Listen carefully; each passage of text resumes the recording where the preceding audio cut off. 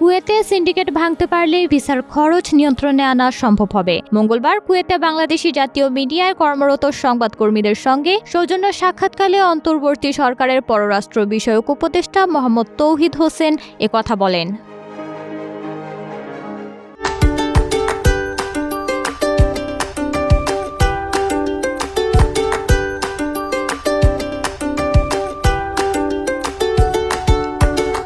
তিনি বলেন, ভালো বেতনের দক্ষ শ্রমিকরা আসতে কম খরচ হয়, কিন্তু স্বল্প আয়ের শ্রমিকদের ক্ষেত্রে ভিসার দাম 7 থেকে 8 লাখ টাকা নেওয়া হয়। দালালরা নিজেরা পছন্দ মতো লোক সিলেক্ট করতে পারে, তাই নিজের ইচ্ছে মতো দামে ভিসা বিক্রি করে থাকে। এজন্য তারা চাইছেন অন্যান্য দেশে শ্রমিক পাঠানোর মতো ডেটাবেস তৈরি করতে।